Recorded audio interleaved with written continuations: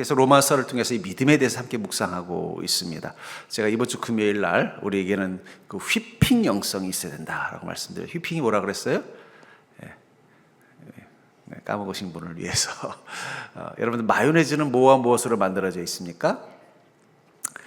기름과 노른자예요. 그러면 기름과 노른자를 한 병에 담으면 마요네즈가 되나요? 기름과 노른자를 가지고 흔든다고 마요네즈가 되나요? 아닙니다. 거기 휘핑이래요. 휘핑이라는 게 뭐냐면 채찍질하다는 뜻인데 쉽게 말하면 그냥 죽어라 하고 젓는 거예요. 사람 힘으로 안 되니까 이제 어떻게 해야 돼요? 뭐 믹서기나 이런 걸로 하는 겁니다. 한동안 우리 그 커피 믹스를 가지고 그거 하는 게 유행했던 적이 있었어요. 그래서 한번 저도 심심해서 우리 아이랑 한번 장난삼아 해봤는데 진짜 다른 종류가 돼버리더라고요. 마요네즈라는 게 식용유하고 또 노른자를 가지고서 만드는데 그냥 둘을 섞는다고 되는 게 아니라 휘핑 작업 그냥 열심히 그냥 채찍질하듯 저어주면 어느 순간 이 마요네즈와 이 노른자가 서로 분리되어 있다가 하나가 돼가는 거예요. 하나가 되면서 어떻게 돼요? 전혀 새로운 마요네즈라는 새로운 음식의 모습으로 되는 것처럼 믿음과 말씀의 관계도 그렇다라고 말씀을 드렸어요. 성경에 보면 이 계명과 율법에 관한 이야기를 합니다. 특히 로마서에서 계명과 율법에 대해서 이야기하는 것을 보면서 잘못하면 여러분들 오해하는 게 뭐냐면 율법은 불완전한 것이고 계명은 온전한 것이라는 잘못된 생각을 가질 수 있어요. 근데 사실은 계명과 율법은 같은 말입니다. 주께서 주신 두 가지 계명은 사실은 주님이 처음 말씀하신 게 아니에요. 신명기에서 이미 한번 다뤘던 율법에 대한 요약본입니다. 그러니까 십계명이라고 십율법이라고 하지 않잖아요. 그럼 왜 바울 목사님은 이 율법과 계명을 분리하면서 율법은 우리의 죄를 깨닫게 하는 것이다 라고 말했냐면, 율법이 믿음과 함께하면서 휘핑이 일어나면 그건 계명이 되는 거예요. 근데 내 안에서 말씀과 믿음이 하나가 되지 않으면 그건 그냥 율법으로 남아있는 것입니다. 쉽게 말하면 율법이라고, 특별히 로마서에서 말하는 율법이라는 것은 아직 믿음을 만나기 이전에 하나님의 말씀이 율법이라면, 믿음을 만나서 새롭게 되어진 말씀은 계명이다라고 나름대로 소위 말하는 바울 목사님은 구분하는 것입니다. 그러니까 이 로마서 바울 목사님이 생각하는 이 계명과 율법에 대한 관점과 또 다른 사도들이 좀 약간 달라요. 야고보서를 보면 또 좀 달라요. 야고보서는 어떻게 생각하느냐? 율법과 믿음은 같은 것이다. 바울 목사님은 율법과 믿음은 다른 것이다. 약간 이런 개념으로 이야기하는 이유가 뭐냐면 바로 그 휘핑이라는 거죠.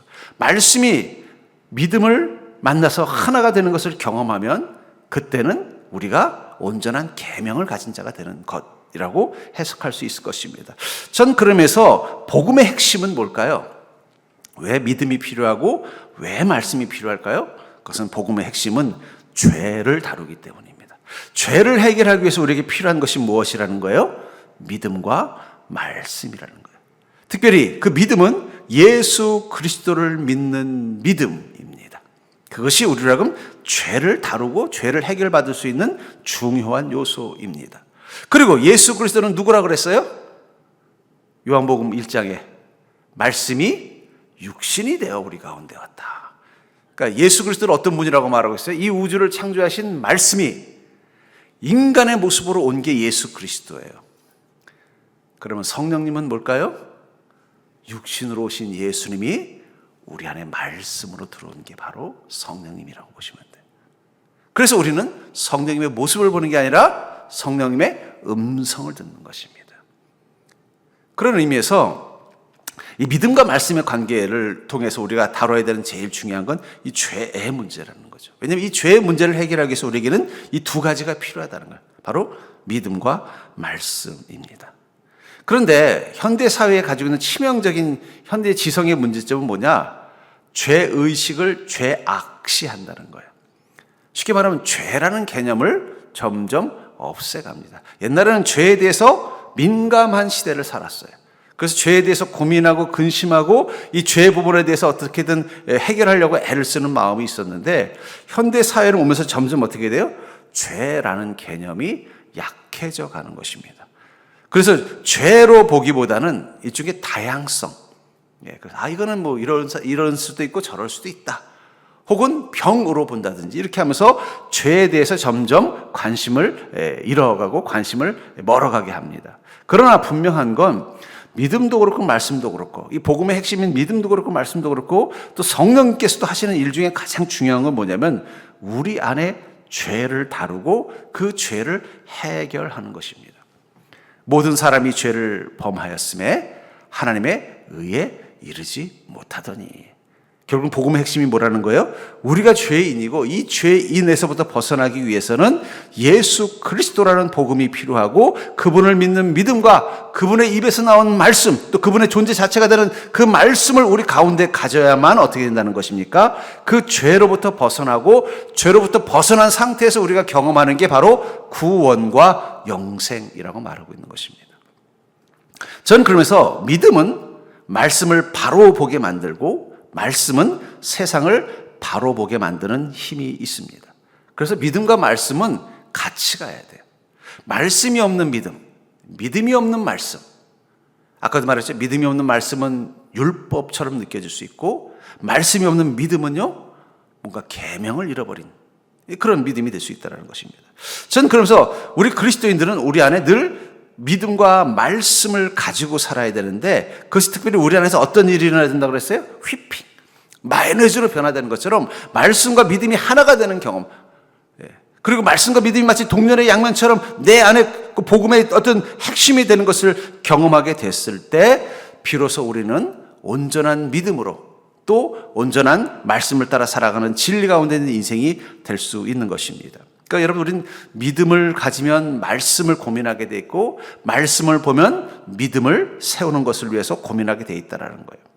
전 그래서 그렇다면 이 말씀과 믿음의 관계가 무엇인가 그리고 이것이 죄와 어떤 관계가 있는가를 오늘 본문 이야기를 통해서 한번 나눠보려고 합니다. 먼저 우리는 말씀 안에서 우리는 인생이 죄임을 발견한다는 거예요. 주님께서 우리에게 말씀을 주신 이유가 뭐라는 거예요? 인생이 죄임을 발견하게 한다는 것입니다. 7절 8절에 보니까 그런즉 우리가 무슨 말을 하리요? 율법이 죄냐? 그럴 수 없느니라. 율법으로 말미암지 않고는 내가 죄를 알지 못하였으니 이 율법이 탐내지 말라 하지 아니하였더라면 내가 탐심을 알지 못하였으리라. 그러나 죄가 기회를 타서 계명으로 말미암아 내 속에서 온갖 탐심을 이루었나니 이는 율법이 없으면 죄가 죽은 것임이라. 율법이 없으면 죄가 죽었다. 이 말이 무슨 말일까요? 율법이란 건 무엇이 옳은가 그른가를 규정하는 소위 일종의 명제라고 말할 수 있어요. 무슨 얘기예요?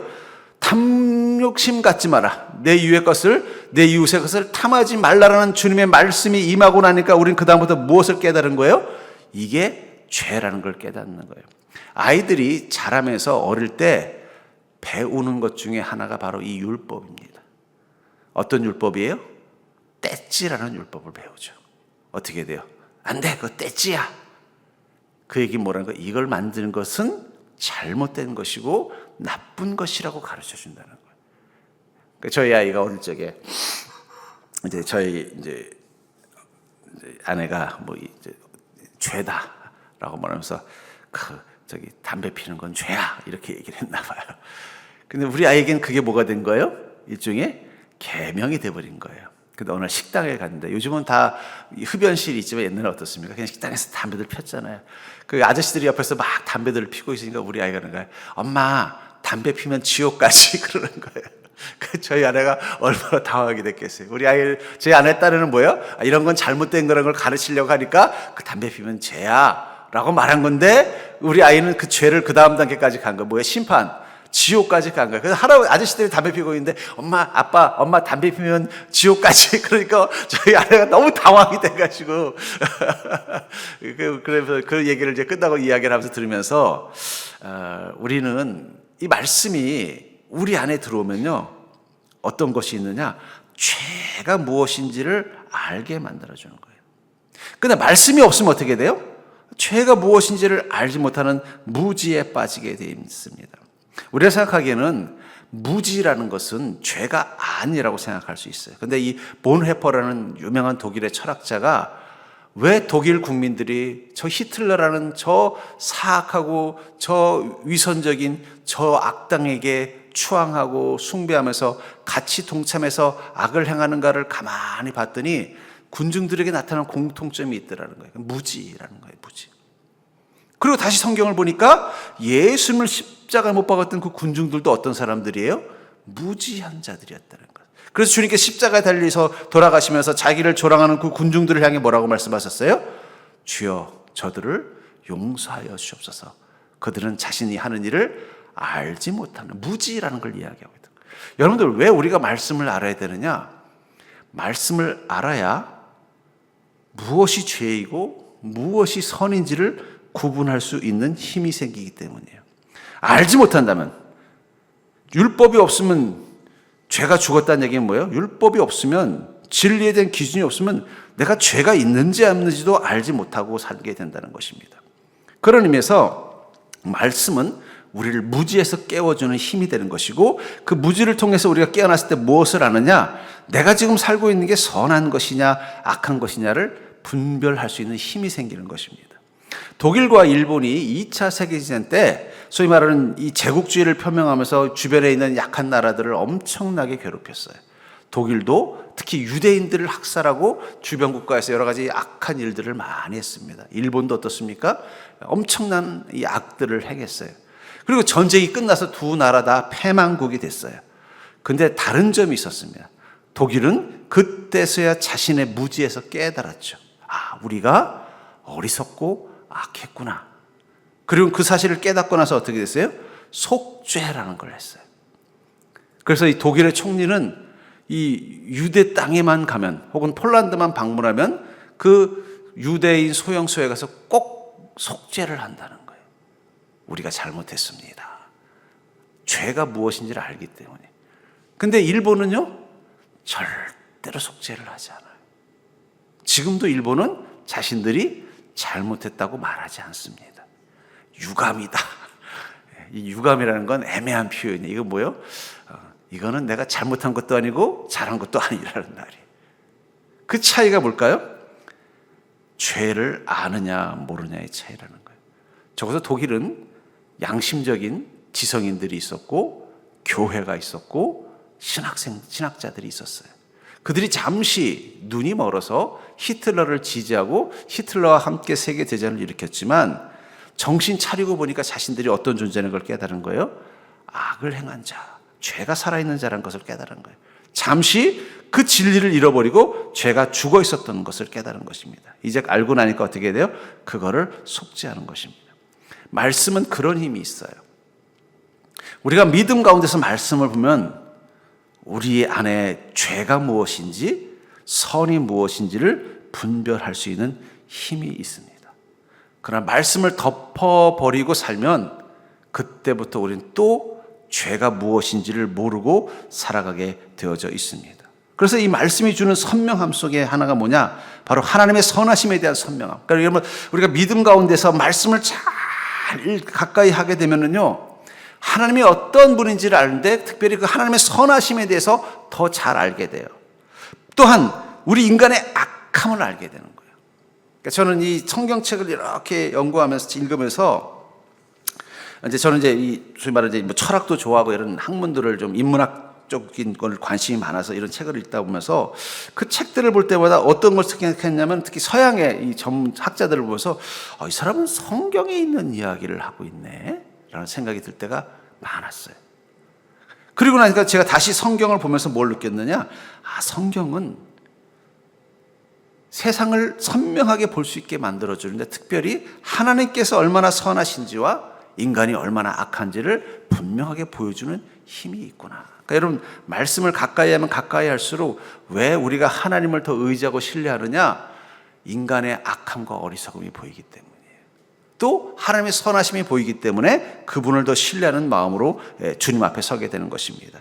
특별히 이 말씀, 믿음 가운데서, 이 믿음을 가운데서 말씀을 가까이 하게 되면 특별히 우리는 그 속에서 자신의 죄를 발견하게 되는 것입니다. 9절에 보니까 전에 율법을 깨닫지 못하였을 때는 내가 살았더니 계명의 이름에 죄는 살아나고 나는 죽었도다. 율법을 깨닫지 못할 때는 어땠다고 말하고 있어요? 내가 살았더니. 내가 살았다는 건 뭐예요? 내 안에 죄가 살아있었다는 거예요. 근데 계명을 깨닫고는, 계명의 이름에 계명을 깨닫고 나니까 어떻게 했다고 말했어요? 죄는 살았고 나는 죽어 있는 것을 깨달았다는 거예요. 아까도 말했죠. 이 바울 목사님은 율법과 계명을 굳이 구분한다면 믿음 가운데 있는 말씀이 아닌 것은 율법이 되는 거고, 믿음 가운데 말씀을 보면 계명이 된다는 구분법을 가지고 계셨다면, 믿음 없이 율법을 봤을 때는 어떻게 된다는 거예요? 깨닫지 못했다는 거예요. 여러분들, 우리가 믿음을 가지고 말씀을 보는 게 왜 중요하냐? 믿음을 가지고 말씀을 봐야 깨달음이 오는 거예요. 어떤 게 깨달음이에요? 내 안에 죄는 살아있고 나는 죽은 자와 같구나. 근데 이전에 믿음 가운데서 말씀을 보지 못해서 아직 율법을 깨닫지 못하는 상태가 됐을 때는 어땠다는 거예요? 나는 괜찮다, 나는 잘 살고 있다라고 생각했다라는 거예요. 하지만 믿음 가운데서 말씀을 보자 계명에 이르게 되고, 그때부터는 내 안에 죄만 살아있구나. 여러분들, 우리 몸속에는 이 수두 바이러스라는 게 있습니다. 어릴 적에 한 번씩 알았던 그 수두 바이러스가 우리 몸 구석에 잠복해 있다가 우리가 나이를 먹고 몸에 이상이 생기면 나타나는 병이 뭐죠? 대상포진입니다. 대상포진. 여러분들도 안에 다 있어요. 근데 대상포진 걸렸던 우리 성도님들을 몇 번 신방한 적이 있는데 보니까 그냥 이렇게 물집이 잡혀 있는데 그렇게 아프다고 그러더라고요. 아직 저도 감사하게 아직은 그 대상포진을 겪어본 적은 없지만 겪어본 분들 이야기 들어보니까 엄청 아프다는 얘기를 하더라고요. 근데 중요한 건 그거는 갑자기 최근에 바이러스가 들어온 게 아니라는 거예요. 어릴 적에 우리 몸이 수두를 앓을 때 이미 들어왔는데 이 녀석이 나가지 않고 어디 구석지에서 오랫동안 잠들어 있다가 눈 떠보는 거예요. 눈 떠봤더니 이 주인이 이제는 다 커서 어른을 지나서 어른일 때까지만 해도 내가 못 이기겠다 하니까 가만히 있었는데 이제 나이 먹고 몸이 약해지니까 어떻게 돼? 또 다시 나타나가지고 괴롭히는 게 그게 대상포진이다 하는 걸 보면서 문득 그 생각이 들었어요. 우리 안에도 이 수두 바이러스 같은 죄가 있다라는 거예요. 우리 안에 깊은 곳에 잠복해 있어서 내가 그런 게 있는 줄도 몰라요. 그리고 있다가 그것이 어떤 특정한 상황과 조건이 되면 내 안에서 드러납니다. 그거를 어떤 분은 쓴뿌리라고도 표현을 하더라고요. 그러니까 쓴뿌리도 사실은 병이 아니라 전 죄의 관점에서 봐야 돼요. 그러니까 쓴뿌리라는 게 뭐예요? 어릴 적에 어떤 상처나 트라우마나 내 안에 있었던 깊은 내면 속에 있는 문제가 내 속 구석에서 가만히 숨어 있으면서 보이지 않게 자꾸 내 인생을 조종하는 거예요. 그러다가 어떤 특정한 계기가 되면 그게 확 올라와서 내 감정과 내 행동과 생각을 지배하게 됩니다. 무의식으로 또 프로이드라는 사람은 무의식적 반응. 그래서 우리의 생각이 깊은 곳에는 이 무의식 기저에는 사실은 우리를 지배하고 조종하는 거대한 어떤 힘이 있다. 그래서 이 프로이드는 의식보다 무의식이 더 중요하다고 강조했어요. 왜냐하면 사람들은 어떤 행동을 할 때 다 자기가 생각하고 판단하는 것 같지만 사실은 무의식의 영향을 받아서 움직인다는 거예요. 근데 그 무의식의 기저 속에 뭐가 있느냐? 인간의 본성과 죄성이 있다. 그런 식의 어떤 논리를 펴는 어떤 학자입니다만, 저는 그분은 어느 정도 공감하는 게 뭐냐면 우리 안에는 죄가 있습니다. 예수 그리스도의 은혜로 구원받았지만 여전히 우리 안에 있는 이 잠복된 죄는 어떻게 돼요? 언제든 올라와서 나를 지배하고 영향을 줄 거라는 거예요. 그러니까 그 영향에 노출되어져서 살게 되면 어떻게 될까요? 어느 순간 내 인생의 정말 중요한 시간에 내가 어리석은 선택을 하게 되는 거예요. 제가 이렇게 사람들의 삶을 이렇게 관찰하고 또 인생에 관한 어떤 책을 쓴 분들의 책들을 읽으면서 그분들이 하는 이야기들 중에 참 인상 깊은 게 뭐냐면 우리는 운명이 정해져 있는 건 아니라는 거예요. 정해져 있지는 않지만 그 운명의 힘을 벗어나지 못하는 이유가 있대요. 그게 뭐냐? 우리 안에 해결되지 않은 이 죄, 이 쓴뿌리를 그대로 놔두면 마치 우리는 운명이 정해진 것처럼 살 수밖에 없다라는 거예요. 근데 그것을 과감하게 발견해내고 그것을 해결하면은 그때부터는 운명을 자기가 개척해 나갈 수 있다라는 게 그런 어떤 인간의 성장과 성공에 관한 연구를 하는 사람들의 공통점이에요. 그래서 그 사람들은 뭘 하라고 만드느냐? 자기 자신을 발견하라는, 네가 어떤 자인지를 발견하라는 거예요. 그 안에 있는 널 지배하는 힘이 무엇인지를 발견하고 그걸 바꾸라고 하는 거예요. 습관을 바꾸든지. 그래서 성공하는 사람들의 7가지 습관, 제가 그 책을 읽어보면서 깨달은 게 뭐냐면 결국 그 습관은 뭘 말하는 거예요? 자기를 지배하는 그 큰 힘을 좋은 것으로 바꾸라는 거예요. 그러니까 성공의 습관을 하려면요, 반드시 다뤄야 되는 게 있습니다. 그것은 실패하게 만드는 우리 안의 죄성이에요. 예를 들면 성실함. 성실함을 막는 죄가 뭘까요? 게으름, 나태입니다. 이 신학은 인간의 죄를 세 가지로 분류해요. 교만, 기만, 태만. 교만이라는 건 뭐예요? 높아지려고 하는 마음. 기만은요, 남을 속이려는 행위들. 태만은 게으름, 무책임함. 이 보네포는 이 무지를 뭐라고 보냐면 태만으로 봐요. 진리에 대한 무책임함에서 온다. 근데 그걸 보면서 느낀 게 뭐냐면 그 습관이라는 게 결국은 뭐냐? 죄를 다루는 거예요. 성실함이라는 습관을 가지려면 뭘 다뤄야 돼요? 태만이라는 죄를 다뤄요. 무책임해지고 게을러져. 그러니까 여러분, 성실한 사람들의 특징은 뭐냐? 책임감이 강합니다. 그러니까 성실한 사람들은 책임감이 강해요. 아, 이거 내가 맡았으면 내가 원하든 원하지 않든 해야지. 그리고 또 성실한 사람들의 특징은 뭐냐? 게으름에 대한 소위 말하는 죄의식이 있어요. 아, 내가 이렇게 살면 안 되는데.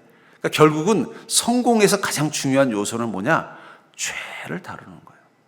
또 거기서 보면 이제 습관 중에 독서 습관.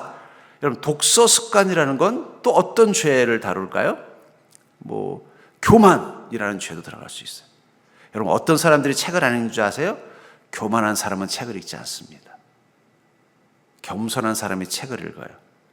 왜냐하면 교만하다는 건 뭐예요? 내가 다 알고 있고 내가 판단하는 게 옳다고 하는 사람은 굳이, 여러분, 책이라는 게 뭡니까? 어떤 그 사람이 가지고 있는 생각이 담겨 있는 게 책이에요. 그러니까 책은 글자가 아니라 그 사람이에요. 그 사람이 가지고 있는 그 분야, 뭐 예를 들면은 뭐 신학이다. 그럼 그 신학자가 평생 마음속에 품고 있었던 생각이 다 어디 들어 있는 거예요? 그 책 속에 있는 거예요. 근데 자기가 그 신학자보다 더 똑똑하다고 생각하면 어떻게 되겠어요? 그 책을 안 봐요. 하지만 내가 부족하다. 그래서 여러분, 책을 좋아하는 사람들은 어떤 게 있느냐? 자기가 똑똑하지 않다고 생각한대요. 똑똑하다고 생각하는 사람은 책을 안 읽는다. 교만이라는 죄를 다뤄야만 독서라는 성공의 습관을 가질 수 있는. 그러니까 여러분, 우리를 복되게 만드는 좋은 습관들은 그 전제가 뭐냐? 내 안에 있는 죄를 다루는 것으로부터 시작이 된다는 거예요. 약속을 잘 지키는 습관을 가지려면 거짓말하는 죄를 다룰 수 있어야 돼요. 안 그러면 어떻게 돼요? 자꾸 거짓말하는 거예요. 자꾸 핑계대고 거짓말하고. 그러다 보면요, 약속도 대수롭지 않게 해요. 그러니까 거짓말이 죄라고 생각하는 사람은 반드시 약속을 잘 지키게 되어져 있습니다. 결국은 우리 안에서 죄를 발견하고 그것을 해결하는 것이 결국은 우리를 복되게 만드는 힘이라는 거예요. 그래서 저는 늘 왜 말씀이 우리 인생의 축복의 지혜, 왜 하나님께서 이 여호수아에게 너는 내 말씀을 주야로 묵상하고 좌로도 우로도 치우치지 말고 거기에 지킨 대로 다 행하라 하느냐? 그 말씀대로 지키면서 행하려고 하면은 제일 먼저 다뤄야 되는 게 뭐기 때문이에요? 내 안에 죄를 해결해야 되기 때문이라는 거예요. 그러니까 여러분, 성경 말씀을 알면 알수록 우리는 내 죄 앞에 직면하는 것입니다. 한 부자 청년이 예수님께 다가와서 그럽니다. 주님, 제가 어떻게 해야 영생을 얻겠습니까? 그 성경에 다 있잖아. 그거 저 다 지켰습니다. 예. 그 성경 안식일도 잘 지키고 또 부모도 잘 공양하고 저는 도적질도 한 적도 없고 거짓 증거 한 적도 없고 잘 지켰습니다. 그랬더니 주님이 그래, 그래, 네가 참 괜찮은 애구나. 근데 딱 하나만 지키면 되겠다. 뭐라고 그랬어요? 딱 하나만 지키면 된다고 말하거든. 너는 성경에 있는 많은 것들을 다 잘 지켰는데 딱 하나만 더 지키면 된다는. 그게 뭐예요? 내 가진 것을 가난한 자들에게 나눠주고 너는 나를 따르는 것만 지키면 된다는 거예요. 예. 근데 거기서 주님이 강조하신 건 뭐예요? 예수님을 따르는 삶을 살라는 말인데 그 사람의 마음속에 뭐가 있었어요? 가난한 자들에게 죄물을 주라는 말이 마음에 탁 걸린 거예요. 왜냐하면 그의 죄가 뭐예요? 물질에 대한 욕심이 남아있었기 때문에. 우리가 생각하기에는, 근데 내가 그랬어요. 주님도 내가 만약에 주님, 제가 어떻게 하면 영생을 얻겠습니까? 물어봐서, 예, 주님, 어떻게 하면 되겠어요? 주님이, 그래? 너 성경에 있는 대로 다 행해라. 그래서 저 다 행했습니다. 그래서 주님이, 그래, 그 딱 한 가지만 더 지면 된다. 너가 가진 모든 것을 가난한 자들에게 주고 나를 따르라. 그러면 제가 따를까요? 안 따를까요? 저는 금방 예스 할 거예요. 왜냐면 가진 게 없기 때문에. 가진 게 없는데 뭘 걱정해요. 예! 따라가겠습니다. 했을 텐데, 문제는 이 청년에겐 무엇이 죄가 있었던 거예요? 자기가 한 번도 생각하지 않았던 거? 물질에 대한 욕심이 강했던 거예요. 그리고 뭐라 그래요? 재물이 많은 거로 근심하여 주님을 따르라는 그 음성이 들리지 않았던 것입니다. 그러니까 여러분, 우리가 하나님의 말씀을 믿음 가운데서 보기 시작하면 무엇이 보인다는 거예요? 죄가 보이는 게 정상이에요.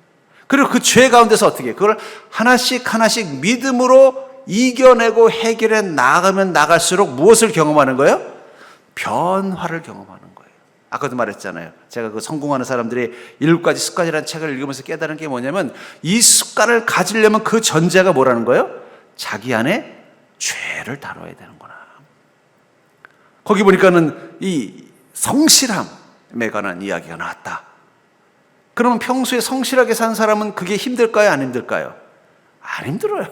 원래 그렇게 살았는데, 해 뜨기 전에 일어나서 하루 종일 집에 있으면 집 멀미하는 사람은 전혀 그게 힘들지 않은 거예요. 나는 이런 습관 가지고 있죠. 근데 게으른 사람이라면요, 그럼 그때부터는 그게 힘들어지는 것입니다. 말씀은 우리의 죄를 발견하게 만든다는 거예요. 그래서 로마서 6장 20절부터 21절에 보면, 너희가 죄의 종이 되었을 때는 의에 대하여 자루하느니라. 그러니까 죄의 종이 될 때는 뭐라는 거예요? 여기 자유라는 말에 너무 환상이 빠지면 의에 대해서 관심도 없고 의가 무엇인지도 몰랐다라는 거예요. 너희가 그때 무슨 열매를 얻었느냐? 이제는 내가 그 일을 부끄러워하라니. 그러나 우리가 말씀을 알고 의의 종이 되는 순간 무엇을 알게 된다는 거예요? 내가 그때 했던 그 자유가 죄라는 걸 깨닫게 되는 거예요. 이는 그 마지막이 사망임이라. 여러분, 우리가 예수 그리스도를 구주로 영접하고서 우리 안에 믿음이 생기고 그 믿음 가운데서 말씀을 보기 시작하면 그때부터 우리는 무엇을 보는 거예요? 죄의 종으로 살았던 우리의 모습이 보이기 시작하고 그것들이 부끄러워지기 시작하게 되는 것입니다. 치료라는 것은, 치료의 시작은 진단으로부터 시작이 되는 거예요. 여러분, 병원 가는 게 왜 힘들어요? 병원 가면 맨날 검사부터 해보자 그러죠. 병원 가면 맨날 검사부터 하자 그래요. 근데 왜 그렇게 할 수밖에 없어요? 제대로 검사를 해야 그 사람이 지금 어떤 상태인지를 정확히 진단을 하고, 정확한 진단을 해야 그 다음에 어떤 약을 쓸지, 어떤 치료를 할지가 결정되기 때문이에요. 근데 아이고 선생님, 제 병은 제가 잘 알아요. 그냥 이 약만 주시면 돼요. 그러면요, 그건 치료가 안 되는 거예요. 마찬가지입니다. 왜 우리는 말씀 앞에 서야 되느냐? 특별히 믿음을 마음에 품고 믿음 가운데서 말씀을 보게 되면 그때부터 우리 자신이 진단이 되는 거예요. 그리고 진단이 됐을 때 어떻게 돼요? 난 못 받아들이겠습니다 하면은 그 사람은 그 병원에서 그 의사에게 치료를 못 받는 거예요. 어디로 가요? 또 다른 병원 찾아가야 되는 거예요. 다른 진단하는 사람을 찾아가야 되는 거예요. 근데 받아들이면 어떻게 돼요? 맡기는 거예요. 마찬가지입니다. 우리가 말씀 가운데서 우리 자신을 진단해 보니까, 내가 이렇게 사는 모든 이유가 내 안에 해결되지 않은 죄 때문이구나. 주님께서 그 구원의 복과 축복을 약속하셨는데 그걸 못 누리는 이유가 내 안에 있는 이 죄 때문이구나. 이걸 발견하게 되고 인정하게 되면 어떻게 돼요? 그 다음부터는 그 죄를 누구에게 맡겨요? 주님께 맡기는 것입니다. 그게 믿음이죠. 그 죄를 주님께 맡기는 그 순간 성령님께서 그것을 해결해 주십니다. 그러면 그때부터 변화가 일어나는 거예요. 전 그러면서 우리가 믿음 가운데서 말씀을 보는 것은 중요합니다. 그리고 믿음 가운데 말씀을 보면서 그 말씀 가운데서 가장 중요하게 발견해야 되는 것은 자신의 죄를 찾아서 하나씩 해결해 나가는 거예요. 그것을 부담스러워하면 안 돼요. 여러분, 그리스도인은 죽을 때까지 찔려야 됩니다. 여러분, 애들이 클 때 성장통이라는 거 알죠? 아이들이 한창 클 때 툭 하면 자다가 아프다 그러고 그래요. 막 무릎이 아프다 그러고. 그건 아픈 게 아니라 뭐예요? 너무 빨리 자라기 때문에 일어나는 부작용인 거예요. 저는 마찬가지라고 생각합니다. 우리가 말씀 앞에 찔린다는 건 되게 좋은 거예요. 그게 죄라는 걸 알게 된 거예요. 알게 됐기 때문에 어떻게 해야 돼요? 우리는 그것을 주님께 가지고 나오고 기도하고 주님께 맡기기 시작하면 하나님 것을 해결해 나가시면서 우리의 믿음이 자라가는 것을 경험하게 되기 때문입니다. 전 여러분들이 그 말씀을 통해서 자신의 죄를 발견할 수 있는 믿음 되기를 주님으로 축복합니다. 그러니까 제가 이렇게 성도님 보면요, 말씀의 은혜를 받긴 받는데 해석에 다른 걸 볼 때가 있어요. 어떤 사람은 은혜를 받고는 아이고 그래 내가 봐도 저 집사는 좀 바뀌어야 돼 이렇게 생각하는 사람이 있고, 또 어떤 분은요 은혜 받고서 아멘 내가 그런 사람입니다 인정하는 사람이 있어요. 근데 중요한 건 그래 주님 오늘 목사님 말씀 잘하셨다 저 집사는 좀 바뀌어야 돼 이런 분은 절대 믿음이 안 자라요. 그대로예요. 근데 듣고 그래 하나님이 나 들으시라고 하는 거구나. 또 거기서 또 달라져요. 화를 내고 가는 사람이 있어요. 그럼 제가 기도합니다. 주님, 우리 저 집사님이 나 들으라고 한 얘기 듣고 화를 냈는데 그 화가 가라앉은 다음에 자기를 돌아볼 수 있게 해주시옵소서. 찔리면 성장합니다. 근데 들어도 무슨 말인지 이해가 안 되고 관심도 없고 그러면 성장이 멈추는 거예요. 그러니까 여러분 믿음은 영원히 천국에 갈 때까지 성장할 수 있는 것입니다. 다만 그 믿음이 말씀 속에서 나의 죄를 발견하고 그것을 주님께 맡기는 믿음의 그 과정을 통해서 해결해 나아가면 우리 성장한다는 것입니다. 또 세 번째로 이 말씀의 주인이신 예수님만이 나를 죄에서 건져준다는 사실을 깨닫게 된다는 거예요. 우리가 믿음을 가지고 말씀을 보게 되면은 말씀의 주인이신 예수님만이 나를 죄에서 건져내심을 깨닫게 된다는 것입니다. 24절 25절에 보니까 오호라 나는 곤고한 사람이로다 이 사망의 몸에서 누가 나를 건져내랴. 우리 주 예수 그리스도는 말미암아 하나님께 감사하리로다. 그런즉 내 자신이 마음으로는 하나님의 법을 육신으로는 죄의 법을 섬기노라. 오호라 나는 곤고한 사람이다. 이 사망의 몸에서 누가 나를 건져내랴. 바울 목사님 왜 이 고백을 했을까요? 믿음 가운데 말씀을 바라보면 바라볼수록 자신 안에 그 주님 앞에 온전히 나아가지 못하는 자신의 죄성이 보이는 것입니다. 그 죄성을 보면서 뭐라고 그래요? 이 사망의 몸에서 나를 누가 건져주랴.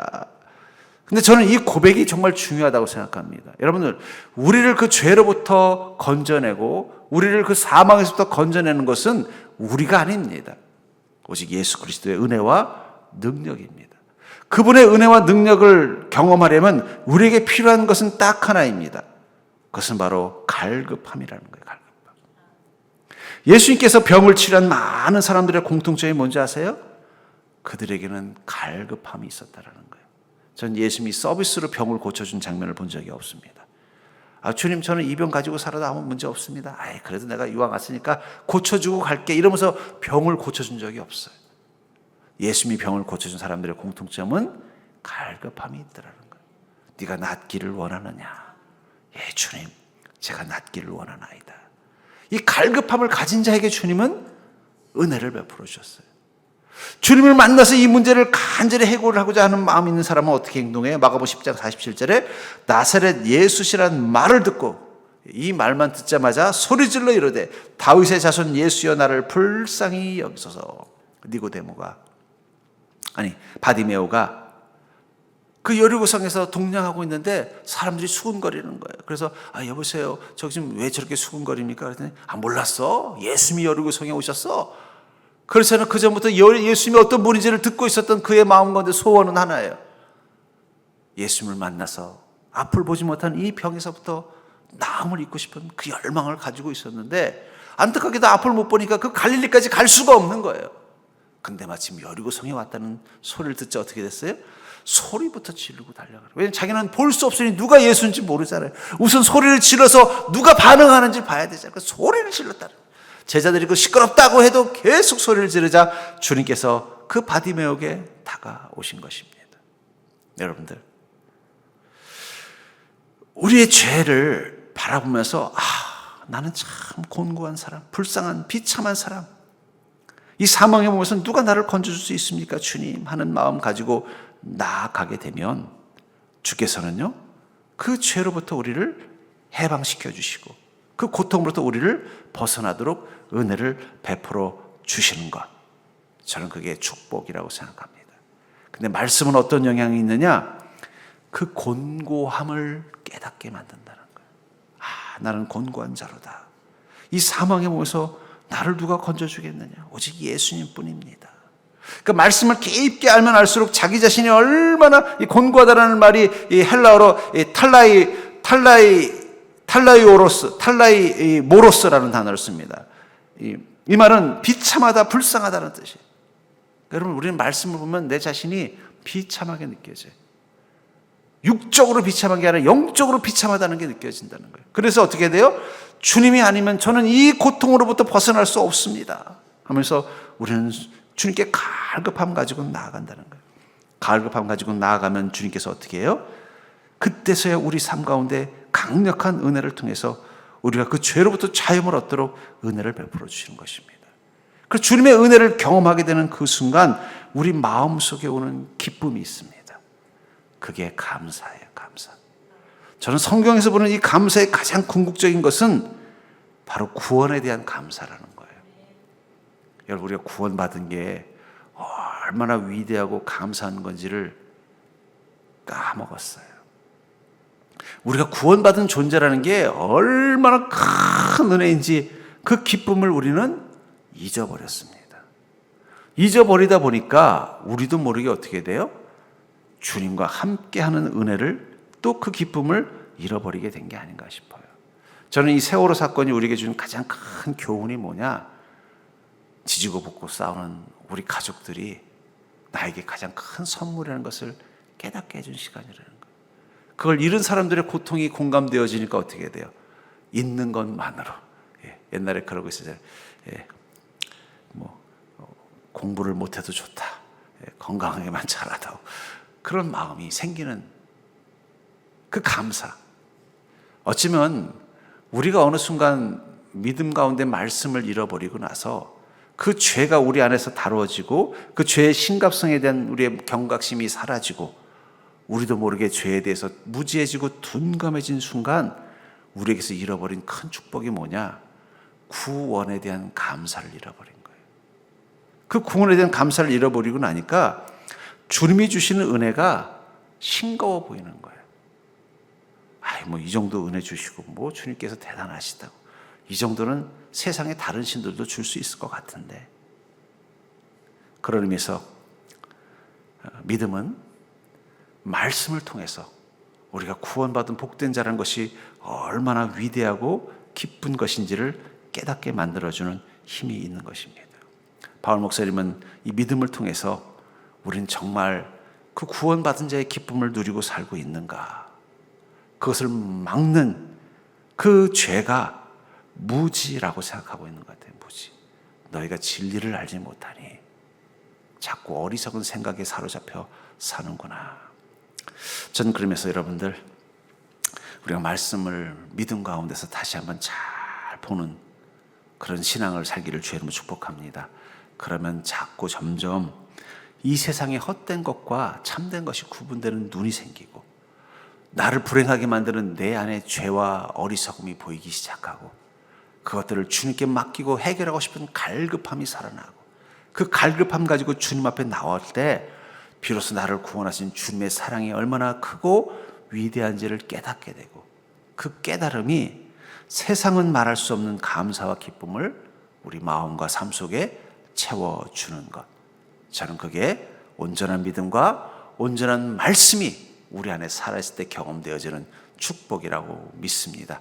저는 그런 의미에서 여러분들이 믿음과 말씀 가운데서 풍성한 그 구원의 기쁨을 누리는 인생이 될 수 있기를 주의 이름으로 간절히 축원합니다.